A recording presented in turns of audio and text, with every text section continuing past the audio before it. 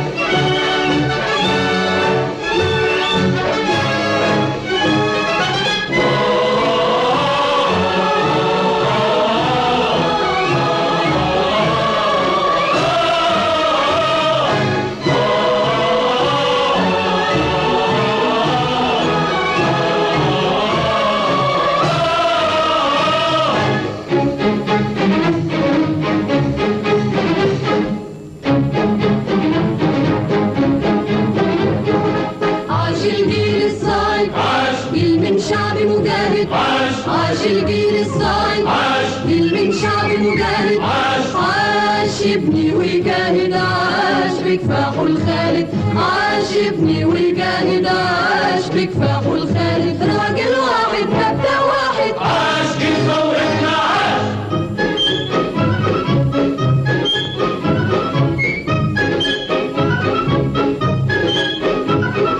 عاش الجندي يوم ما حطم شوكة الاستعمار، كان عنوان النصر الثوري في كل بلد أحرار. عاش الجندي يوم ما حطم شوكة الاستعمار، كان عنوان النصر الثوري في كل بلد أحرار.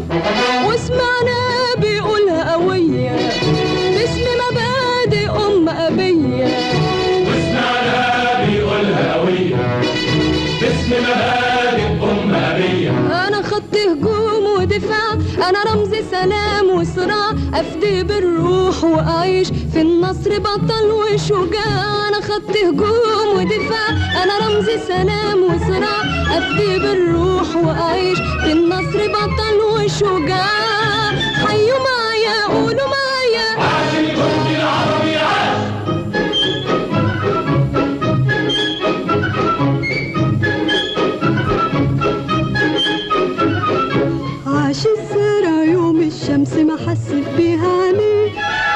عاش بنوره وكبر الزرع وهو مداري عليه، عاش الزرع يوم الشمس ما حست بيها عليه، عاش بنوره وكبر الزرع وهو مداري عليه، وسمعناه بيقولها قوية أرض ولادي ورجعت ليا، وسمعناه بيقولها قوية أرض ولادي ورجعت ليا. حرمونا سنين وسنين وافتكروا الناس نايمين، وطلعنا عليهم يوم خلصنا حقهم ملايين، حرمونا سنين وسنين وافتكروا الناس نايمين، وطلعنا عليهم يوم خلصنا حقهم ملايين.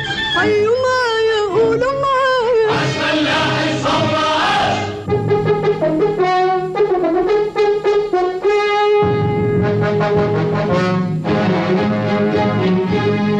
عاش الفن حضارة الأمة يبنيها الفنان، يروى حياتها في غنوة في كلمة في صورة بروح وإيمان. عاش الفن حضارة الأمة يبنيها الفنان، يروى حياتها في غنوة في كلمة في صورة بروح وإيمان.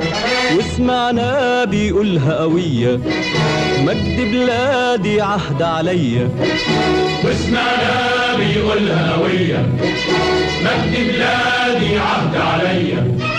قلبي وروحي ملك الفني والاتنين لبلادي هدية. حيوا معايا قولوا معايا عاش الفن رسالة عاش.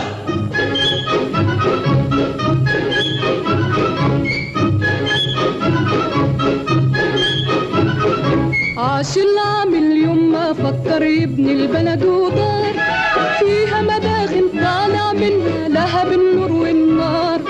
عاش العامل يوم ما فكر يبني البلد ودار فيها مداخن طالع منها لهب النور والنار. وسمعنا بيقولها قوية ده إنتاجي وصنع إيديا، وسمعنا بيقولها قوية ده إنتاجي وصنع إيديا. حققنا بعون الله للشعب دعاه ومنى، والخير زاد منا وفاض والفايض صدرناه. حققنا بعون الله للشعب دعاه ومنى، والخير زاد منا وفاض والفايض صدرناه. قولوا معايا حيوا معايا عاش عاش العامل عاش.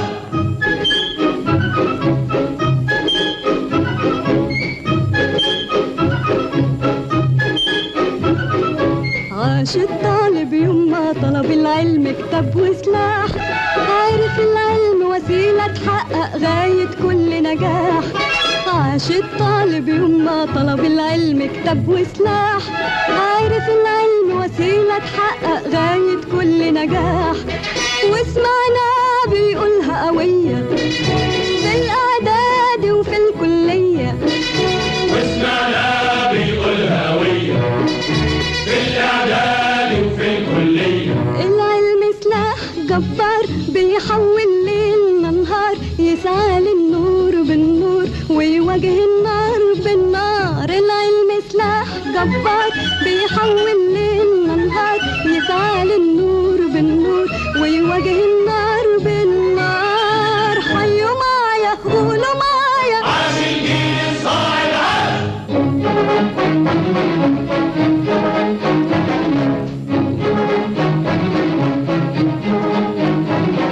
عاش الشعب العربي كله شعب سلام وأمان، عاش الوعي العربي كله ثورة في كل مكان. عاش الشعب العربي كله شعب سلام وأمان، عاش الوعي العربي كله ثورة في كل مكان. عاش الشعب العربي كله شعب سلام وأمان، عاش الوعي العربي كله ثورة في كل مكان. ثورة مارد للحرية هب ونادى بالقومية، ثورة مارد للحرية هب ونادى بالقومية. ردينا عليك يا جمال وايدينا في ايديك يا جمال وطلعنا معاك يا جمال نبني وياك يا جمال ردينا عليك يا جمال وايدينا في ايديك يا جمال وطلعنا معاك يا جمال نبني وياك يا جمال حيوا معايا قولوا معايا.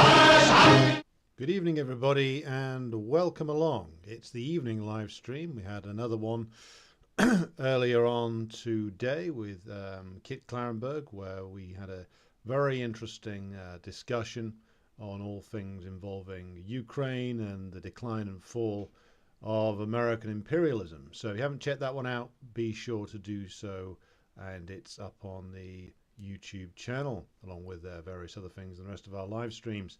It'll be on the Patreon page as soon as the video's finished processing, because I did it via the StreamYard platform. It takes it a little bit longer to be able to download the audio, and because I'm not paying for StreamYard, it won't give you an immediate download of your recording. So in a day or so, that'll be up on Patreon. Now, I've got a number of things to go through this evening, and I'm now in a position where I can do the live stream at 10:30 p.m. every evening, British time. So this will be now the regular show slot going forward, and we're going to be throwing in, whenever I can, afternoon shows for those that can't make the evening ones. So I may do a couple at like 3 or 4 p.m. in the week if I've got time as well. So, in true English fashion, I have a colossal mug of tea, so we can now get going. We have a number of people in the chat. If you haven't liked and shared the stream, then be sure to do so. And that'll help with the numbers, of course, but we'll greet those who are in the chat so far. We have Oz and Dingo Ate Me Baby and Austin. C. Bolt, who has questions, which I will return to. James Graham, good evening to you. Brad, good evening to you. And Joshua John says, you mentioned discussing Michael Hudson at some point. Yeah, that's probably going to be next week or the week after. I have a number of other things that I need to get ready and research, but the Hudson thing will come up soon. Jay, good evening to you. And Jenny and Luca, good evening to both of you. And Martin, Morgan, CJ from Richmond, Virginia, and Unused Sub, who says, Saludos from Alicante in Spain. Red Star Betty, good evening to you up there in Durham. Right. Is anybody else having trouble with the volume of the stream? Because there's been a couple of comments on the videos recently saying that the volume was a bit low. If you're finding it a bit low, then do let me know, and I'll see if there's anything that I can do about that. Irish Partisan, good morning to you, who's already in tomorrow. Good morning to you out there in Minsk. Ian Foster, good evening to you. Roddy, good evening. Battle Cossack says it's fine. Okay, if there's issues with the volume, then let me know. It could be because I'm not adopting the shouty DJ style. Who knows? I'll see if there's a problem with the levels on the microphone or something. It's part of the reason why I do an edited version of this, which goes up on the Patreon page where I boost the levels. So, okay. If anybody has real problems actually hearing this, then let me know. I'm going to move the mic closer to my face. So, moving on to the agenda at hand. And first of all, we have a question for myself from C. Bolt, who says, I've always been under the impression that Stalin was a bad guy, but he seems to have a bit of love on here. Not just a bit. How can I find out more, please? Genuine question. I'm probably more of a socialist than a communist at the moment. Well, C. Bolt, everybody here, or not, maybe I don't want to speak for everybody, but certainly I was in the position that you were in just a few years ago, though I was suffering from the curse of Trotskyism. So, as Oz recommends further down, the best antidote to the anti-Stalin narrative is to actually read the works of Stalin himself. So you can find those very easily on the Marxist Internet Archive. So I would always recommend doing that. But if you're looking for something which tackles the most common arguments against Stalin, then I would recommend, well, there's several books. The first one is, of course, the one that's been published in a New English translation most recently, which is by the late great Italian Marxist scholar Domenico Lazzurdo, and that's called Stalin, History and Critique of a Black Legend, and that's available on I think it's Iskra Books has done that. You can get it from the chain stores online as well. They do a free PDF version from the publisher's site. And so that's one. The other one is Ludo Martens, the late great Belgian communist, and he wrote a book in the early 90s called Another View of Stalin, which again tackles a lot of these myths that are propagated. And most of the stuff you've heard in the negative about Stalin, this is stuff that originates with Trotsky and was amplified by imperialist historians and outright propagandists like Robert Conquest. So tackling that, and of course amplified by Khrushchev. So you could try also the works of Grover Furr, which are very thorough and comprehensive and based on his research team's study of the Soviet archives. You could start with the book Khrushchev Lied, and further to debunking the most common myths about Stalin and a few others as well, you could try Perestroika, The Complete Collapse of Revisionism by Harpal Brar, or Trotskyism or Leninism, also by Harpal Brar. And you can get those through the CPGBML site.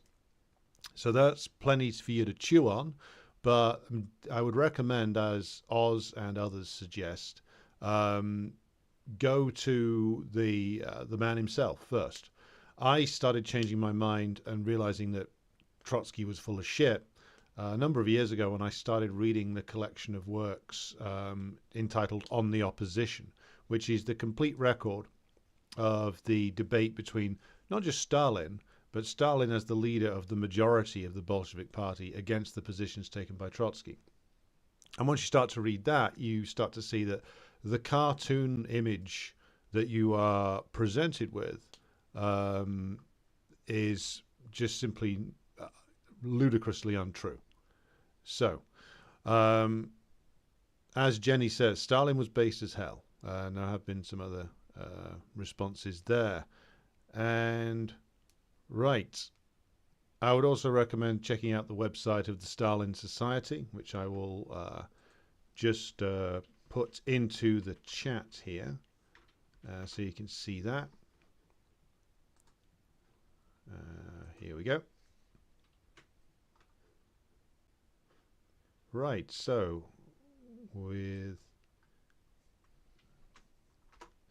check out the Stalin Society stuff as well. And as Martin says, Arch Getty's review of Conquest's Holodomor book. So that's Arch Getty's review of the ludicrous propaganda of Robert Conquest.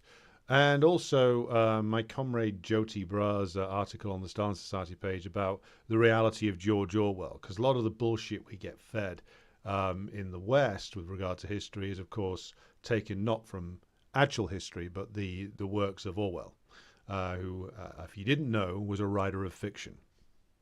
You wouldn't know that to listen to the way that people talk about him. Right, so Luca received Leontiev's work on political economy. Very good. Okay, right, so first question out of the way, we will go to I don't know if you could call it breaking news, but a developing story. The developing story being, of course, the tales coming out of the Middle East or West Asia, depending upon your favored nomenclature, which is that there has been an apparent ceasefire agreement, if not reached, then in the offing, between Hamas and the Palestinian National Liberation factions and the Israeli regime, and that this will institute a ceasefire, according to Max Blumenthal's analysis, for 35 days, so they say. Now, this is being put out there by the Qataris, but you can see the hand of U.S. imperialism very much behind it. And U.S. imperialism has a motivation or many motivations, to bring this situation to a close. First of all, their major motivation is, of course, that their colony is losing. They're losing the war on a number of levels. They're not being able to control really anywhere in Gaza, that they have, even the areas they've completely flattened and bulldozed, they're still getting ambushed in. They're losing far more men, both killed and wounded, than they would like to admit. Israel, and in form of its government, is becoming more and more unstable. The US imperialists, and certainly this particular political faction in charge at the moment, don't want to have Netanyahu fronting up Israel for much longer. And they don't really want the settlers, the most extreme settler parties led by Bezalel Smotrich and Itamar Ben-Gvir in government, not because they have any particular objections to these people and what they're doing. As Max Blumenthal observed in his recent interview given to Judge Napolitano, apparently these settler organizations are funded through NGOs which are all based in the US and enjoy tax-exempt status. So as Max was saying, well, if you remove their tax-exempt status in the United States, that would actually hurt them. So the Americans aren't objecting too much. What the administration would prefer, though, is if these people were kept in a box. They're happy for them to be out there on the West Bank terrorizing Palestinians and driving them off their land. They're happy for them to run around, as they are for all fascists, to be running around acting as their street thugs, basically. But they don't want them really in the government. They want some nicely presented liberal who will say the right things when asked, not some guy who'll wander around with a machine gun screaming about how he's going to murder all the Arabs, even though that's the reality of a lot of Israeli society now. So the US has the motivation to want to dispose of Netanyahu, which forcing this kind of even temporary ceasefire will mark the end of Netanyahu's political career, most likely. So they have that motivation. They also have the motivation that the Israelis are losing militarily, and the longer they continue to be made fools of by the Palestinian National Liberation Forces, the more pressure will come on to the Israelis to do something extreme to reassert themselves, which will plunge everything into chaos, particularly if that's something that they choose to do, is to try and attack Lebanon, for instance. So, and get themselves involved in a war with Hezbollah. There's also the factor that the US imperialists have been unable to stop attacks on their own forces in Syria or Iraq, or on shipping from the heroic actions of the Yemenis, who are, as Norman Finkelstein has argued, the only ones who are actually seeking to uphold international law is the government of Yemen, given that they are attempting to stop what the ICJ has judged to be the potentially genocidal actions of Israel. So the strategy that was talked about and has been talked about repeatedly by Hassan Nasrallah of Hezbollah, the idea that they are going to slowly increase the pressure on the Israeli regime, and also with the aim to push U.S. imperialism out of the region entirely, meaning out of Syria, out of Iraq at least, and then ultimately out of all the countries in the Middle East where it has a military presence, because anywhere where there is a U.S. military presence, there is, of course, the risk that it will try and project its power into other countries. So the U.S. imperialists are very well aware of the fact that they haven't been able to negate these attacks. The only reason why the Iraqi militia units stopped their attacks on U.S. bases was to allow the Iraqi government to conduct negotiations for a full American withdrawal from Iraq. So That's the only reason they stopped getting it targeted there. And also the Yemeni blockade, or naval blockade of Israel, is having an economic impact inside Israel itself. It's damaging the business of the port city of Haifa, for instance. The war overall is being extremely damaging to the Israeli economy. So this is, the longer it goes on, and Netanyahu's been saying some bizarre things, mainly to secure his own position, about the fact that this could continue all year, which is something that the US imperialists definitely don't want. So they have many motivations to try and bring this to an end. There are some people in the more, shall we say, deep recesses of the US imperial state who do have an understanding of how movements escalate. Ignore like the Blinkens and certainly the Bidens, who are just sort of the stumbling buffoons at the top. There are some people who do understand that the momentum of things and how to disrupt momentum in particular if you're the imperialist power. And what I mean by that is when Hassan Nasrallah made his first two speeches back in November of last year, he was talking about the way in which Palestine was the center of this axis of resistance now, but that it was taking in all these other countries as well, with the aim to remove US influence from it, from the region. And the US thought initially, and this was a terrible misjudgment on the part of the Biden administration, that the Israelis would storm in and that they would be able to pressure the Comprador regime in Cairo to essentially open its border and accept the vast outflow of Palestinians from Gaza, and that then the Israelis would be able to clean up Hamas inside an emptied Gaza Strip, and the whole thing would be over within a couple of months, or at least, to quote a very famous mistake, or to quote a very famous mistaken assumption, I should say, from 1914, it'll all be over by Christmas. And of course it wasn't. The pressure on the Comprador regimes, not just in Egypt, but in Jordan as well, was too great for them to ever have agreed to Nakba Part 2, which was what the US wanted the Egyptian regime led by General Sisi and the Jordanian Comprador regime led by King Abdullah to essentially agree to.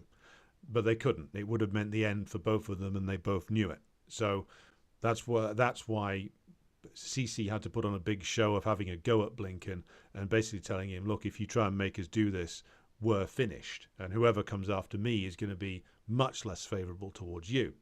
So that idea was their first plan. Then let's not forget that or let anybody try and gloss over it. The first plan of the US imperialists was to give full backing to an Israeli plan to use this bombing and terror campaign of the residents of Gaza to force them to flee into Egypt. This was the first plan. And they couldn't get it through. And they couldn't get it through because of the resistance of the Palestinian population in Gaza, their resilience against the horrors that were being inflicted upon them by the cowardly and wretched Israeli army, which can't fight, but it can level buildings and blow up children. So this was a horror that was committed, but it was committed because the Israelis suffered an immediate defeat. The Palestinians refused to flee. They refused to go along with Blinken and Biden's and Netanyahu's idea to give Israel the easy victory of shoving them all into a refugee camp and then basically paying off the Egyptian compradors to keep them there. So that was option one. That failed. Then they didn't know what to do. Then the Israelis thought that they could, just by inflicting an awful lot of civilian deaths, that they could somehow terrorize the population into turning against the Palestinian National Liberation Forces, that tactic that they've used before in Lebanon and elsewhere. That didn't work either. And as time dragged on and they kept getting militarily humiliated in Gaza, and the situation in the West Bank, from a security point of view for the Israeli regime, continued to deteriorate, then also the resistance movement started upping the pressure on the Biden regime by attacking their bases in Iraq and Syria, and then you've got the Yemeni naval blockade. all of this added to a situation where the US imperialists were faced with a perfect storm. They can't solve any of these problems. They can't attack Iran, as I've gone into before. Well, they can. I should clarify that. They can attack Iran, but they can't beat Iran. They can't occupy Iran. They don't have the men to do it. They can't win an aerial battle against Iran. Unlike the Palestinians, the Iranians have a comprehensive air defense system and an air force, and they're very advanced in drone technology. So, and of course, they have an awful lot of rocketry that could be fired en masse at Israel. So this isn't going to work. That and the fact that they have the ability to knock out oil shipments out of the region. Again, none of that would work. No matter what John Bolton's mustache thinks, the war wasn't a viable prospect for them. Wouldn't mean to say that a more dedicated bunch of lunatics in the White House than this one might have done it, but even Trump got cold feet when confronted with the reality of what a war against Iran would actually involve. It wouldn't just involve bombing for 5 days, then everybody goes home and slaps each other on the back. It would mean an awful lot of US casualties.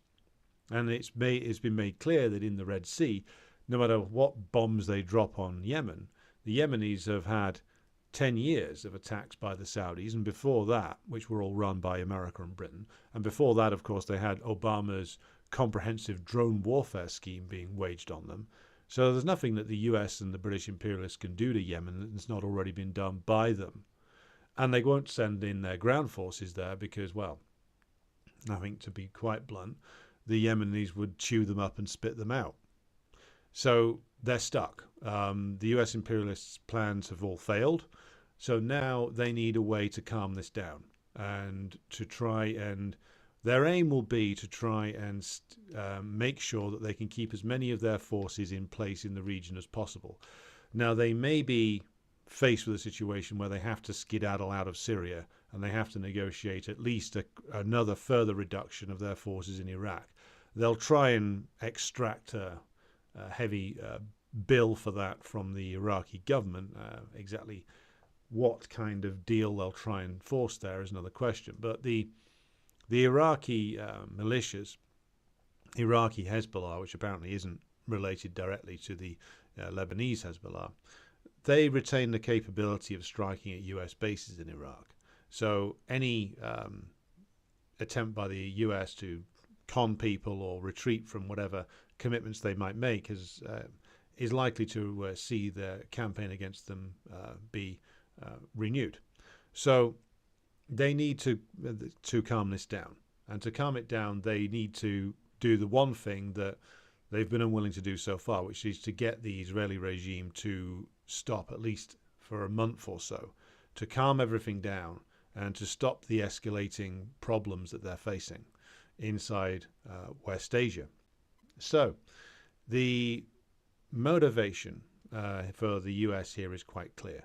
Now, if there is a stoppage as long as 35 days, what will this do in terms of Israel? It will be regarded by most elements in Israeli society now as a failure. Even if what happens is that Netanyahu now is forced into a position where he has to negotiate hostage releases, then that will buy, I don't think that will buy him much, given that the hostages, his families, mostly despise Netanyahu now anyway. So if they get a certain number of hostages released, then that will not really temper the mood in Israeli society that has developed over the last few weeks. Well, not over the last few weeks, which has always been present there. And then engage in some sort of BS two-state negotiation with whatever government follows Netanyahu, because it will be a colossal defeat for Netanyahu. And again, I don't think that the Biden regime particularly likes Netanyahu and would rather see him disappear. But there's nobody else in the Israeli political superstructure who's an effective, well, Netanyahu is an effective manager of coalitions. I think it's fair to say there's two talents that he has, repulsive though he is. He understands the nature, or he has understood the nature of the relationship that Israel has with the United States. In that, forget what he says in public. He understands the purpose of Israel, I think, and to the United States. And to that end, he knows that he can basically just tell everybody to fuck off when it comes to two-state solutions, or he has been able to for a very long time, because he knows very well from the experience in the 90s that there is no way that the US imperialists are going to basically do what would be necessary to force a two-state solution through, which is to tell the Israeli politicians that you agree to this or we're cutting you off. Now, they're not going to do that. The most that the US imperialists were ever committed to was to having a sort of fake state run by a puppet regime. They were prepared to have Arafat act as the puppet for a while, but that didn't go particularly well. And now they're in a situation where they've got to pretend that they're interested in the two-state solution again. But again, no Israeli politician can agree or will agree at this stage to the two-state solution. It's the death knell for any of their political careers and possibly for them as individuals. So the American imperialists might try to get some sort of farce of a negotiation over a two-state solution. Very unlikely to succeed, very unlikely to go anywhere, because even they aren't serious about it. But they've gone back to the rhetoric about it, and it's the reason why Lord Cameron, the British Foreign Secretary, has engaged in this rhetoric recently. It's because it was clear that this move from US imperialism was coming. Declare a ceasefire, declare that you're going to have some sort of negotiation over a two-state solution, though God knows who from the Israeli political structure will even attend that. And I found it very doubtful that the US would basically try and impose an agreement without getting the sign-off of some Israeli government, the Israeli government. So this is basically a tactical defeat for US imperialism. They have been defeated on their first move, which was to try and commit an act of enormous mass ethnic cleansing and dress it up as a voluntary and temporary population transfer to Egypt. They have been defeated in their bid to try and destroy the Palestinian National Liberation Forces that exist in Gaza, not just the Al-Qassam brigades, but also PFLP, DFLP, Palestinian Islamic Jihad, and other groups as well. They've been defeated in trying to destroy them. They can't make war on Hezbollah, so I suspect the US imperialists will try something else. They may try making the Lebanese economy collapse even further, though it's difficult to see how much further they could make it fall without collapsing the state entirely. Or maybe they will try collapsing the Lebanese state entirely. Who knows? Anything to try and weaken Hezbollah. But their ability to do that is much lessened by their overall weakness now. So the other factor in this, again, like this has been floating around, and Max Blumenthal was reporting on it as well, that one of the demands that the Hamas negotiating team were making was that the Israelis should release Marwan Barghouti, the long-term imprisoned Palestinian leader who originally came from the Fatah movement, not Hamas, and Ahmed Sadat, who is from the PFLP. And so Max Blumenthal's speculation was, and I think he's right, certainly he's got a lot of experience in this, that what the National Liberation Forces are doing is trying to pull out of prison Palestinian political figures who could lead a potential national unity government. And now there are elections scheduled for the Palestinian Authority. And if Barghouti runs, he would probably win by a considerable landslide. And that would mean that the Palestinians had a government that was genuinely representative, or more genuinely representative than the stumbling corpse of the Palestinian Authority, which just acts as essentially a police agent for US imperialism in Israel. So this is something that, of course, the Israelis will not want to agree to in a million years, and I doubt the US imperialists will want to agree to it either. So they may not agree to that. I think that if they won't agree to that, then what the Palestinian forces will ask for is probably the mass release of a whole bunch of lower level political prisoners. If the Israelis won't go for the release of Barghouti and Sadat. So either way, though, this is a significant development towards an ultimate defeat of U.S. imperialism in the region. Israel has been massively damaged to the point where it has been exposed as something which is a racist regime that is arguably even worse than apartheid South Africa.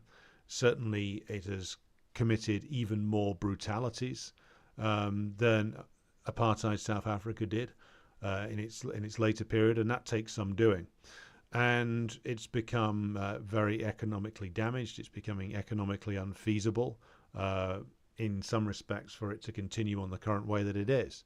So this is part of what will be a slow march towards ultimate victory, I think. The victory that Nasrallah spelt out back in November, which is the departure of the US from the region and the ending of the Zionist regime. Now, again, won't happen all at once, I don't think. There's still a long way to go, and the Zionist regime still has an awful lot of capacity to wreak destruction and carry out acts of mass killing, but they've undoubtedly suffered a defeat here. And now it's a question of, well, what happens? What kind of ceasefire is this? Because what little momentum the Israelis had militarily as well will start to dissipate. Some of these reservists who've been mobilized over the last few months to go into Gaza and get their balls shot off will have to go back to civilian life. There'll have to be a certain de-escalation in Israeli society, and it'll also, of course, mean more political instability inside Israel. So, as Oz says in the chat, it's a tactical victory. It's a victory and a U.S. defeat, and it further reveals U.S. imperialism's status as a paper tiger.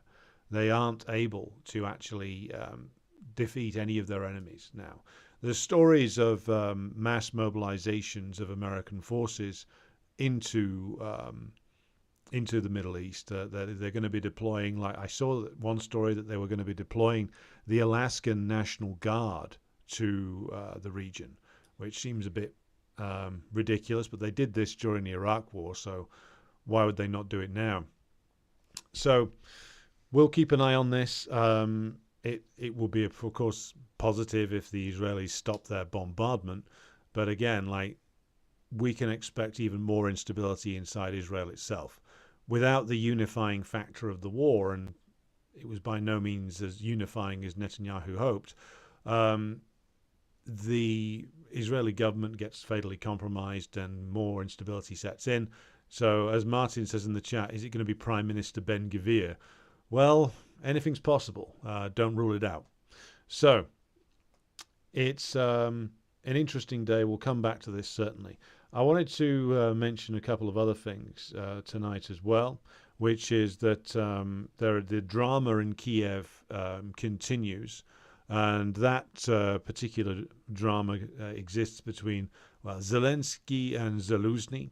Zaluzny, of course, being the general nominally in charge of Ukrainian forces, though how far he is actually in charge of anything is another question.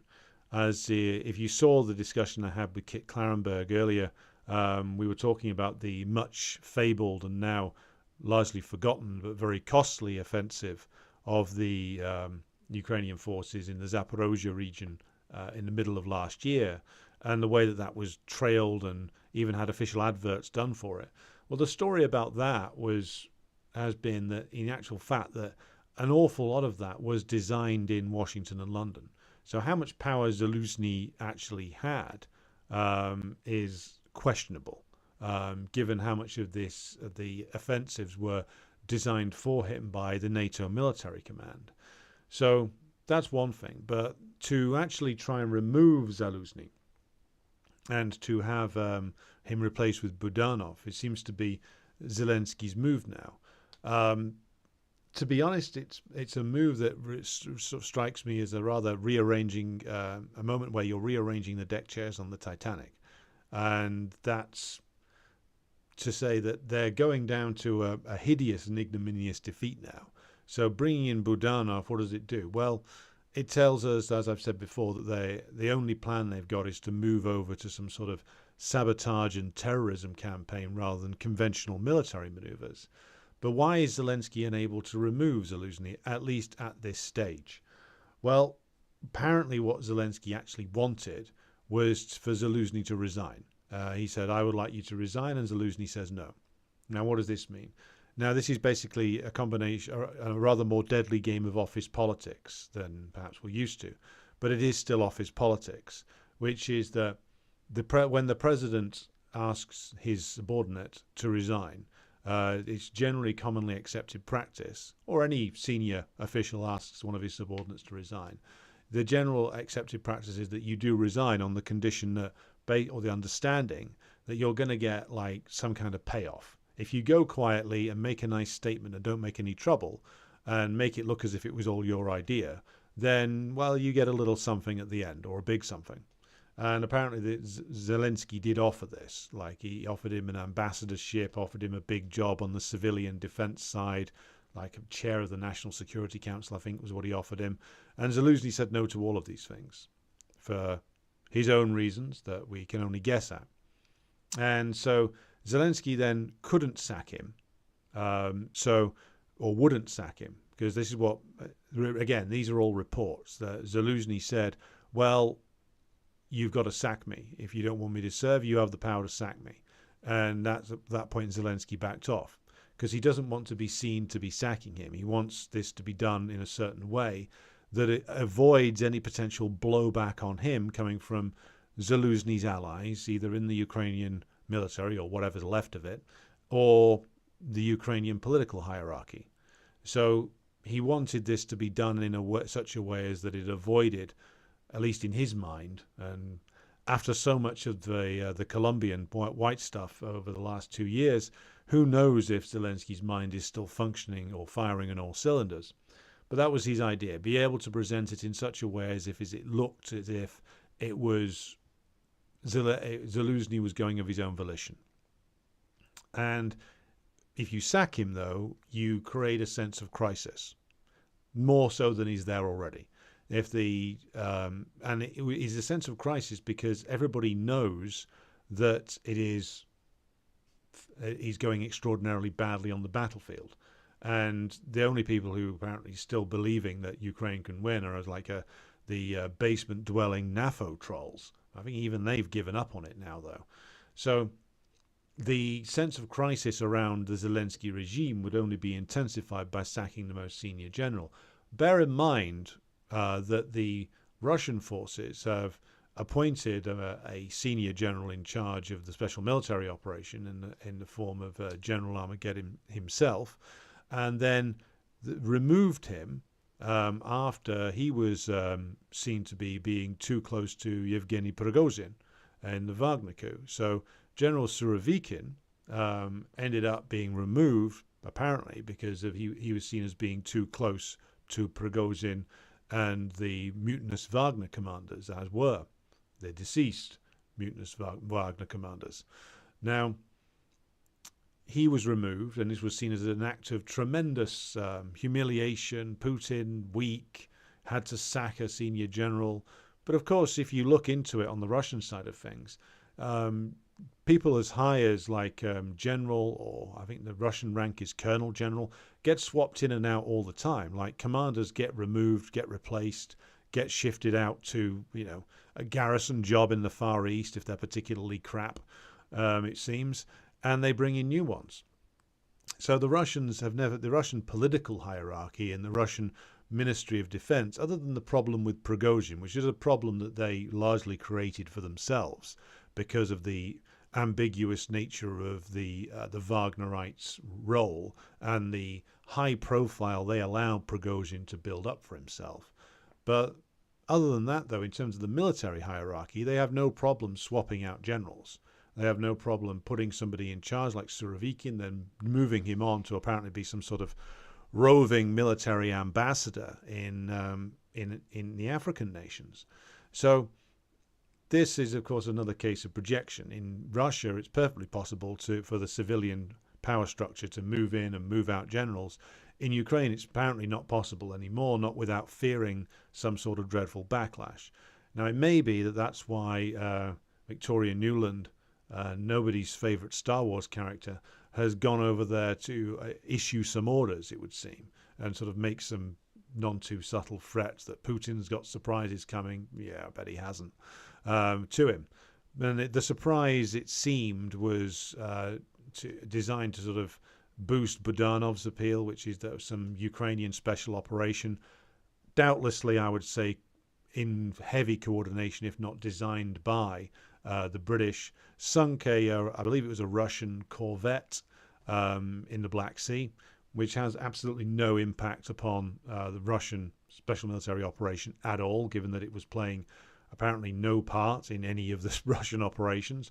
But this is, again, like what the Ukraine will be reduced to now. It will soon become abundantly obvious that they can no longer carry out any kind of large-scale maneuvers, so they're just going to have to go to, again, like sabotage actions, terrorism actions, incursions into Russia itself via small squads who go in, shoot a lot of people, create a lot of chaos, and then run away again. And that's going to be the Ukrainian military operations if Budanov takes over. So, again, chaos due to the fact that, all stemming from the fact that the Ukrainian regime is now sinking, and now it is a question of, well, what tactics do the Russians use to bring this whole thing down? And that will tell us how they want to end this. So, more on that tomorrow, I think. Also worth noting in passing that the French farmers are continuing their blockade on Paris at the moment. I'm going to do more on that tomorrow because that merits greater attention and I have time to give it today.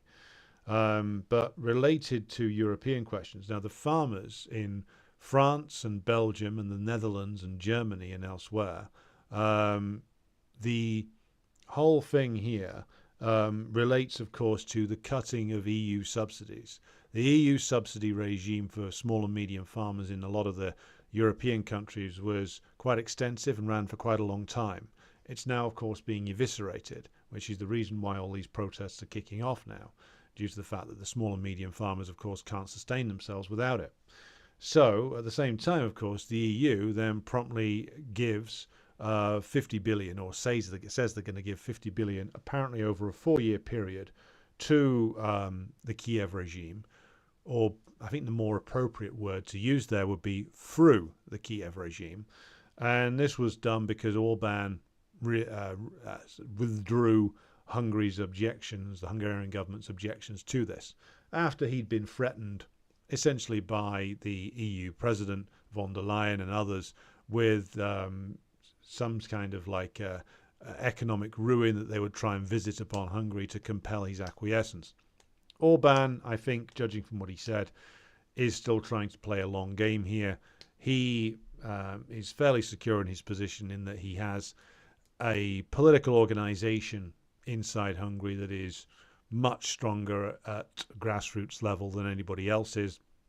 They tried unifying all the opposition at the last election to defeat him, and it didn't work.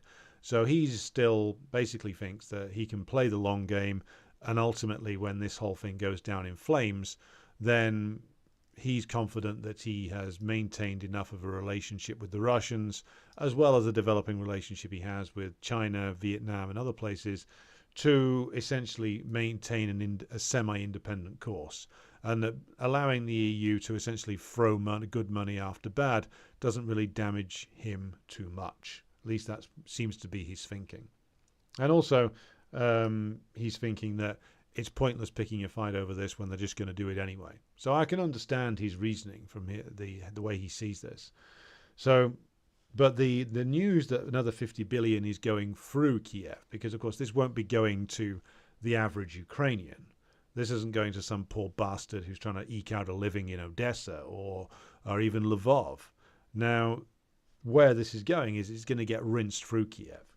It'll go to buy weaponry or pay for weapons systems, not exclusively, but largely from the United States, Much of it will, of course, disappear into various pockets of various officials, and some of it will be used to pay salaries and keep the Ukrainian state afloat for another few weeks. Maybe it'll be a down payment on their new office in Lvov. Who knows? But the news that this is going to be happening, and that they're at the same time that these farmers are launching these big protests in Paris and Brussels and Berlin and elsewhere, that the European Union is planning to hand over another 50 billion to Ukraine. Well, everybody should be out there in Europe using this for as much propaganda as it's worth, and certainly everybody who's got an interest in at least appearing to be oppositional to the current setup in Europe will be doing so. So again, this, when you combine these two things together, at the same time the farmers are protesting en masse against the damaging of their incomes, with the EU is saying we've got no more money, but here's another 50 billion for Zelensky. Well, that's a very, very bad equation to be in the middle of, or certainly you can't balance that equation, I should say. So likely to aggravate the situation, likely to make a load of things blow up even further, and who knows how far these farmers' protests are going to go. I doubt at the moment that it's going to be terminally damaging to a lot of these regimes, but in Europe. But who knows? If we get a sudden economic downturn, and there's stories in the Financial Times tomorrow about a potential banking crisis in the United States, which of course will not, if it does kick off in a major way, will not just remain in the United States, it will inevitably come to Britain, which suffers from all of the same problems, and it will also go to Europe. So if the farmers' protests combined with workers' protests, combined with generalized unrest, then you've got a real problem for all the major European states and the EU itself. An existential problem of legitimacy faces the European Union, essentially. Nobody, other than like the bits of the labour aristocracy and petty bourgeoisie, increasingly though, they are a minority who still like the idea of the EU. Millions of working class people and many of the petty bourgeoisie across Europe are now turning on it in a major way. And not just Western Europe, Eastern Europe too. You got protests from Polish and Romanian farmers. So this is going to be a severe problem that we will do more on in terms of the farmers' protest side of it tomorrow. But when you combine this, again, as I said, with the 50 billion going to Kiev, it doesn't look good. So I was asked by a subscriber on Patreon to offer a comment on a recent video that was linked to all these things I've just been talking about, which is the commentary by the Duran guys, Alexander Mercouris and Alexander Christoforou, particularly Mercouris, where he was comparing the threats that von der Leyen was making, apparently, to Orban and Hungary, with the actions of the Warsaw Pact nations with regard to Czechoslovakia in 1968. Now, I watched that video and I, of course, laughed my head off because I find those comparisons to be completely ludicrous. Now, I will say, though, that this fundamentally comes down to a vast difference in the opinions of people like Mercouris and my analysis of things as a Marxist-Leninist. We're not going to agree on those questions. We're not going to agree on those questions because Mercouris, despite the fact that I regularly watch his programs, I regularly disagree with his points of view, but I respect the man's knowledge. He is essentially a liberal. I think Christoforou is more on the libertarian side of things, but I think Mercouris is basically an English liberal, even though, of course, he is of Greek origin. And for men such as him, they are still, even though they have come to recognize some of the manifest failings of the West and of the British and the American systems, they still have a belief in the belief that these systems were essentially good. That's why I say he's a liberal. He essentially believes that there was a time post-World War II, and indeed pre-World War II perhaps to a degree, that there was a system of civilized liberal democracies in Western Europe who knew how to, and Mercouris says this regularly, knew how to stand up for their national interests and conduct diplomacy and all of that. I would say also both men on the Duran are, if not, they're not hysterical anti-communists in the way that like a Douglas McGregor is, but they're pretty anti-communist, and there's a lot of anti-communists in their audience. So that they would take a line on the events in Prague in 1968 to say that it was like, that comes straight out of like the Cold War liberal big book of anti-communist answers isn't really a surprise to me. Fundamentally, it's a difference in perspective. They see the West during that time as being free, and whatever that means, as being genuinely democratic, and they see the Warsaw Pact, people's democracies, and the Soviet Union. They would agree, if not in the same hysterical terms as some Americans, but they would largely agree, and they would use words like totalitarian, basically. And what you get with not just Mercouris, but a lot of these commentators who have become critical of the West is like, essentially, they have a great nostalgia for it. But of course, they never want to acknowledge the fact that the social democratic reforms that they grew up in countries like Britain were only made possible by the Bolshevik Revolution and that bad old Stalin guy. So this is what you get when you have a rose-tinted view of the past. And I would just say, in response to the points that Mercouris was making in his video, that my first point, if I was discussing this with anybody, would be to say, okay, you say that the Warsaw Pact was hideous and evil for intervening against the sovereign Czech government. Well, okay, let's take this step by step. First of all, as I covered actually in an audio interview I did with a Greek communist called Nikos Motas, if you look back in the audio archive on the Spotify podcasts, Red Star Radio, you can see on there the interview I did with him. I think it was back in, must have been about over a year ago now, maybe. I'll find the reference and put it in the Telegram group anyway. But he wrote an article on the In Defense of Communism website about Prague 1968, which I find interesting. And I think it covers a lot of these salient points. I'll repost that as well on Twitter and on Telegram. Now, in that article, Nikos Motas makes a good point, which is that the request and pressure for intervention of the Soviet armed forces in Czechoslovakia, that request came from within the ruling Czech party itself, and it came because the socialist section, the proletarian section of the party, was afraid, and with good justification, that what Dubček was actually planning to do was to essentially open the door to full capitalist restoration. And later, Dubček's assistant, a guy called Ota Sik, was to admit that what they were actually planning to do was not socialism with a human face or any other fucking shite that these people talk, was to do essentially what Gorbachev would do 20 years later, which is capitalist restoration. And you got, and Mercouris said in his video that, he was trying to improve relations with West Germany, Dubček, that is. And what this consists of, though, is allowing an unlimited amount of essentially West German intelligence agents into Czechoslovakia to try and agitate for the end of the socialist system. That's what Dubček was doing.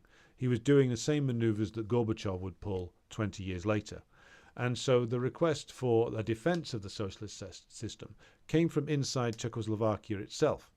And the intervention of the Soviet troops, as Nikos Motas notes in his article, was welcomed by Slovaks and farmers and others who were, part of or who were benefiting from the system as it stood at the time. I don't want to call it a dictatorship of the proletariat, because the people's democracies often didn't fit that description. But the way in which the liberals portray the intervention in Prague 68 is just simply factually inaccurate. And also, let's be honest, if you look at what happened with capitalist restoration in the Czech Republic as it is now in Slovakia, you've got the division of the country and the deindustrialization of the country. and the impoverishment of large areas of the country. So the restoration of capitalism, which people like Macuris as a liberal would approve of, basically ruined what was once a highly industrialized nation with a very advanced manufacturing base, one of the most advanced manufacturing bases in the socialist bloc. So this is nonsense. This is nonsense. And also, I would also say to liberals who were still trying to argue this point, what do you think NATO was for back then? All these NATO forces, all these US and British, but largely US bases all the way across Western Europe, were they there to defend against the Soviet Union? I would argue no. I would argue that was not the case. The Soviet Union had never had any serious intention of invading Western Europe. The US intelligence agencies, the CIA and others, knew that very, very well, that there was never any serious intent to invade. A lot of US politicians jump up and down and scream and shout, that this was the case, but there was never any serious intention of doing so. So what is NATO for? NATO was never for, really, defense against the evils of communism coming from the East. What it was always been for is for the US to be able to control the various different countries in the West. That's why, I mean, again, my previous interview with Kit Clarenberg, where he talked about Operation Gladio and things like that. The reason why the US keeps its forces in Europe is not because they, after 1989 to 91, that they thought that, Yeltsin or Putin's government was going to stage some sort of comeback invasion. No, they still don't believe that to this day, not seriously. What the NATO alliance is there for, and what the US forces are stationed in Western Europe to do, is to guard against, back in the 40s and 50s and 60s, it was to guard against potential revolutions in places like France and Italy and West Germany.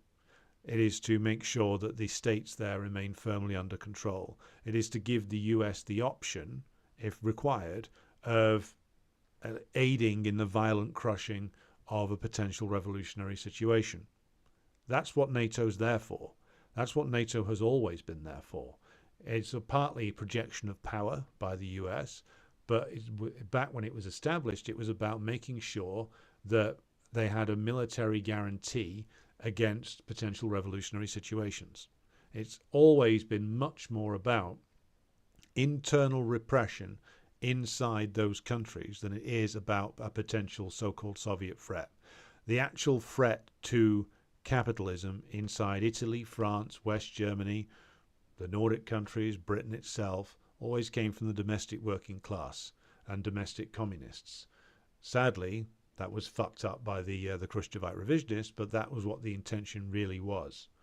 Now, yes, the politicians may say something else, but the fact that they kept NATO in existence and keep it in existence to this day means that a huge amount of that is about exercising control over all these European nations and making sure that none of them step out of line in any way, be that through a workers' uprising or any attempt at some sort of steering an independent line. So this is military occupation and repression, much more so than the Warsaw Pact ever was, by the way. NATO was always the more belligerent and repressive instrument because it, of course, represents an imperialist power that is much more repressive and reactionary, of course, because it is and it represents a mode of production which is fundamentally outmoded. Now, the other point is that with all liberals who like Macuris and others who've come to criticize what they regard as the deficiencies of the modern American system, they regard this as something which is the product of some bad cliques or individuals, which is why they will constantly use words like neocons. They won't use words like, they won't see this in the way that we do. They don't see it as a fundamental problem with the system itself. They see it as that the system has lost its way, that it's being controlled by bad people or incompetent people. They don't see this as a systemic crisis, as we do, stemming from, of course, the crisis of imperialism itself, and that it can only produce madmen or incompetents or drooling corpses at the top because of the sheer level of economic degeneration at the base of the countries involved. And imperialism creates all of this. And so and it's in the very foundation of the system that this is set into.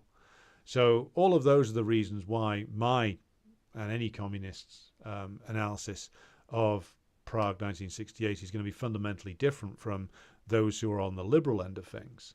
And the other point I would make is that as I have said on numerous occasions before, the comparisons between the decline and fall of the Soviet Union and the decline of US imperialism, these are very facile comparisons. They really are. I have explained it on occasions before, and if there's a demand for it, I will explain it again, why I believe that you cannot really compare, except in the crudest and most broad-brush terms, the decline of US imperialism with the decline of the Soviet Union. You're dealing with completely different modes of production and completely different processes going on inside them. And I think it doesn't tell us anything about the decline and fall of either system to make these kind of comparisons. It just doesn't work when you actually compare what the reality of these systems are. Right. I will now pause for some more comments. Where are we? Okay. On any Sundre Mule says the volume's still a bit low. Yeah, I'm going to investigate this and see if I can find a solution. Lee, good evening to you. Oz says post-war settlement will suit Budanov, who is a spy chief, more than it will ground commander such as Zaluzny. I do wonder if Zaluzny, who doesn't appear to be ideological, motivated, will swap sides. I've talked about this before.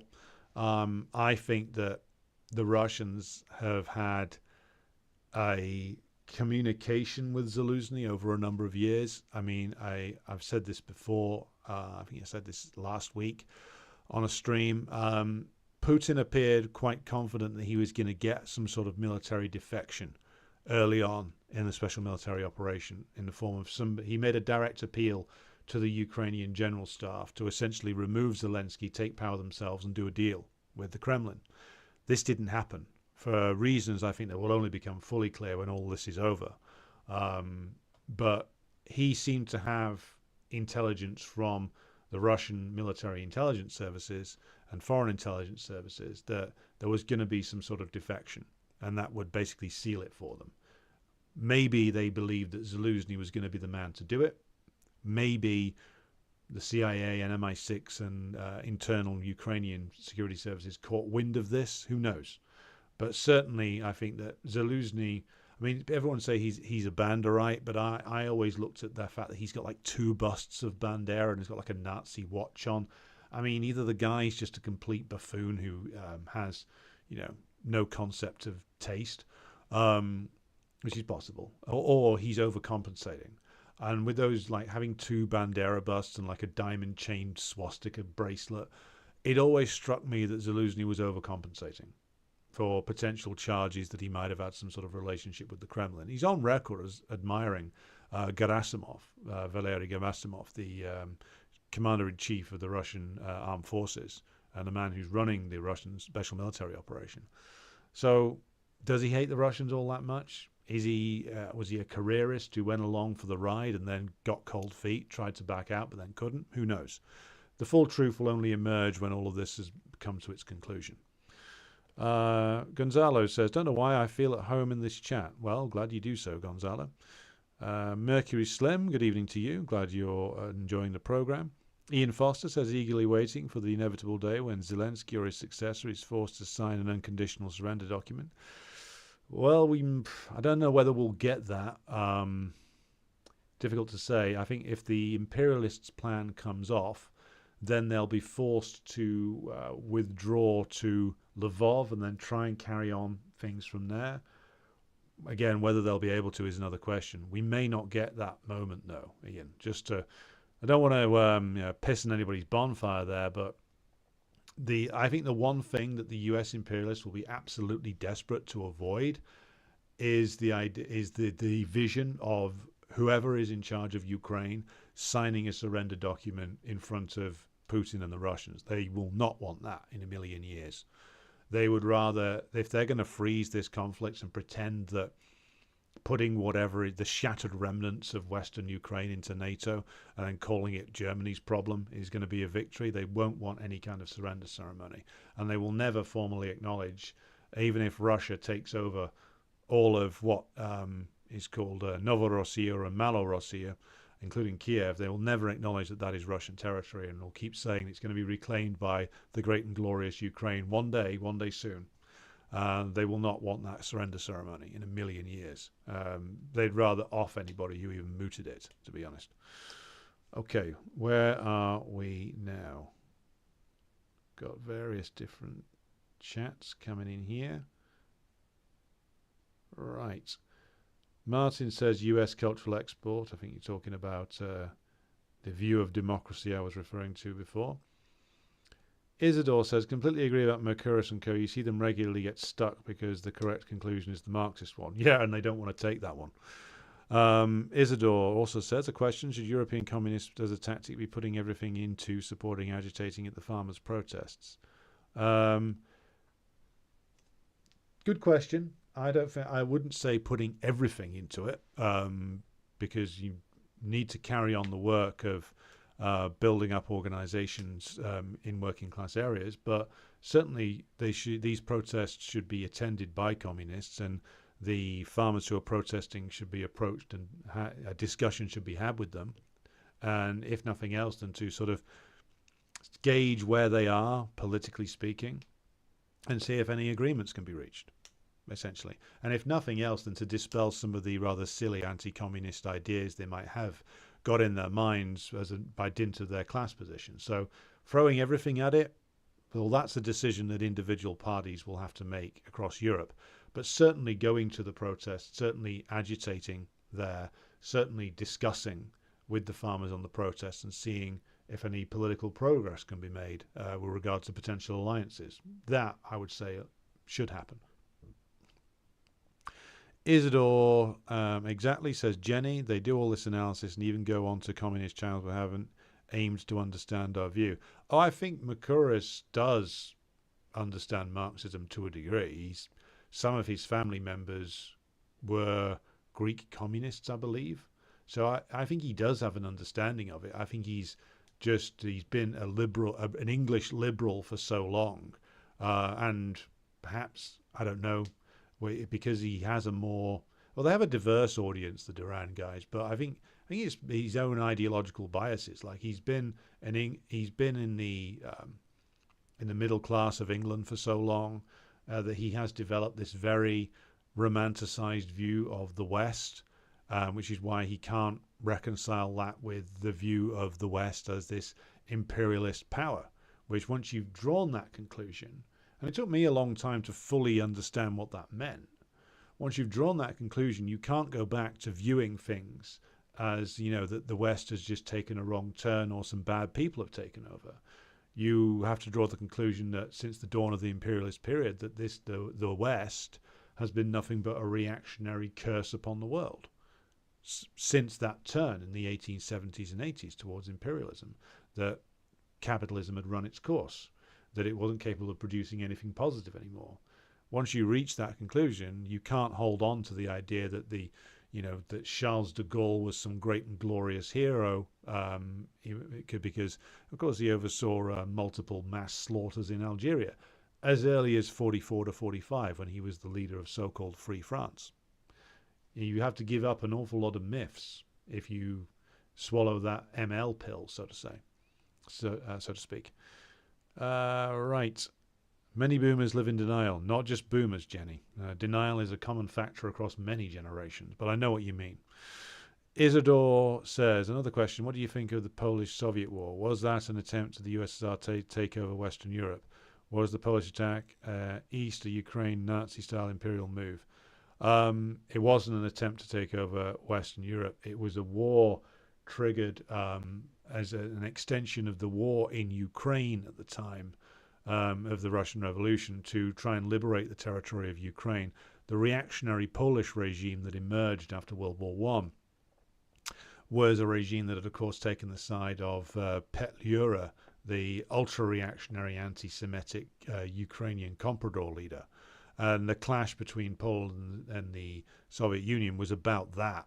It was about the fate of Ukraine. It wasn't Lenin trying to invade Europe or any other silly garbage that these reactionary authors come out with. And it was an attempt to try and split apart and destroy the USSR, certainly, but the Poles weren't strong enough to do that, hence the messy compromise that war was ended on. I can revisit that, though, if there's a demand for it. Oz says, NATO is there to protect the private interests of capitalism within capitalist nations. It's just a big police force in that effect, and Oz is completely correct. And Jenny says, yep, if we could just get these bad guys out of power, everything will be okay again. Yeah, that's a view that many share. People from the Duran haven't read Marx, probably out of fear, says Beju. But my comrade Beju might be right there. Roddy says, I remember you mentioning this before, but I've forgotten. What's the best book on the lead up to the collapse of the Soviet Union? 2 books. There's Kieran and Kenny's book, Socialism Betrayed, and then there's the Harpal Bra book, Perestroika, The Complete Collapse of Revisionism. Luca asks, will the US claim the merits if a ceasefire is reached in West Asia? Oh, they'll try. You'll get Biden stumbling around going, see, man, I got a ceasefire. Now start yelling at me, woman. Or something like that. And they'll try to say that this was all because of the great work that Blinken or Biden was putting in behind the scenes. And it'll be a way of them trying to diffuse the issue. Because I think also the Democrats, from a sort of narrow political point of view, these people do want to hang on to their office, and they are getting worried by the fact that so many, not just Muslim and Arab communities in the United States, are openly saying they're never going to vote for Biden. They're thinking that, well, if they can bring this to an end, then everyone will have forgotten it by November. That's what they're gambling on. I don't think it's going to work. Good night to Oz, who is leaving us. And Martin says, Socialism Betrayed, Kieran and Kenny. Correct response. I'd prefer to live in a Leave It to Beaver fantasy too, if I could, says Jenny. Wasn't that there was a film in about 1997 that I remember, which is exactly that, called Pleasantville. Don't know if anybody else remembers it. It was Tobey Maguire, Reese Witherspoon, and J.T. Walsh, the great American character actor. And I think it was like 2 modern teens get sucked into a 1950s sort of soap opera, I think.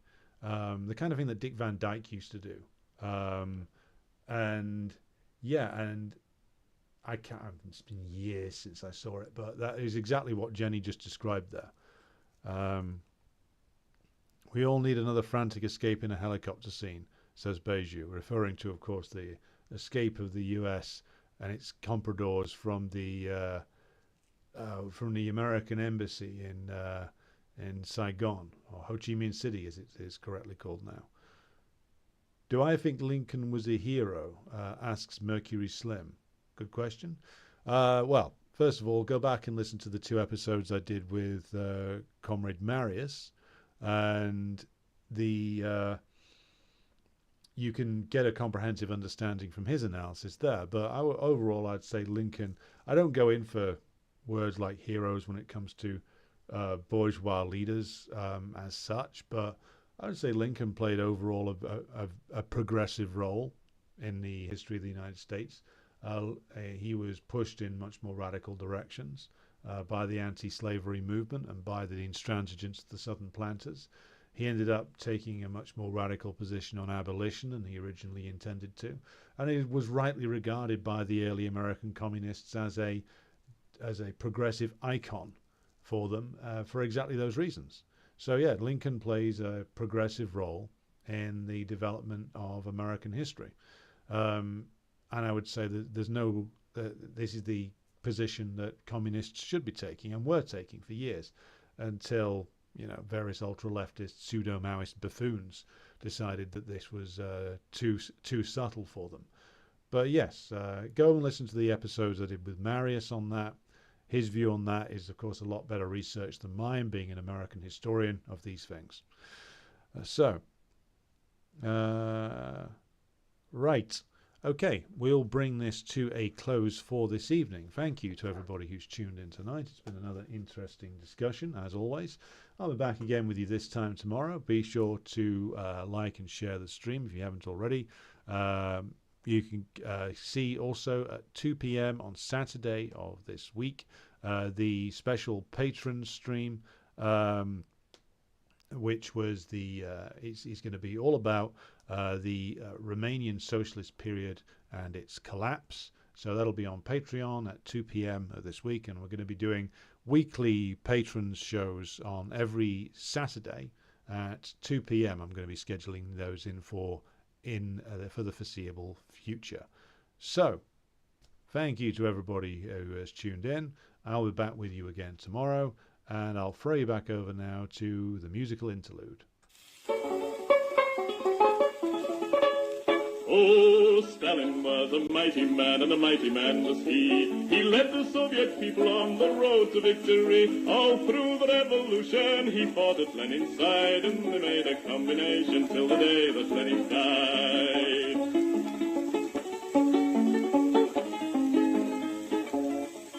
He said, come on, you people, we must work with brain and hand. And then one day the Nazis came into the Soviet land. They plundered to the Volga, to Stalingrad. And then Joe Stalin said, come on, me boys, and kick them out again. Oh, Stalin was a southerner, in Georgia he was born, where the oranges grow thick and fast and fields of waving corn. And Stalin is a farmer, his fingers they are green, and he has planted the biggest crop the world has ever seen. One day he looked upon the map and frowned and shook his head. There's too much brown and not enough green, these were the words he said. We'll have to change the weather, boys, he said, and then he smiled. So let's begin by planting trees along 3,000 miles. So Stalin rolled his sleeves up then and said it's time to start. The Volga River and the Don, they are too far apart. I think we'd better join them, so come and help me, pal, and we'll build a mighty waterway, the Volga-Don Canal. Then Stalin went into the north, and there saw rivers three, all emptying their waters into the polar sea. Now that's not right, Joe Stalin said, these rivers, they are ours. We'll turn them round and make them work and make electric power. There was a range of mountains that were standing in the way, so Stalin put his hand out and smoothed them all away. For Joe, he is determined to make the land all green, and that's the biggest project that the world has ever seen. Oh, Stalin is a mighty man, and he has a mighty plan. He's harnessed nature to the plow to work for the good of man. He's hammered out the future, the fortunate he has been, and he's made the worker state the best the world has ever seen.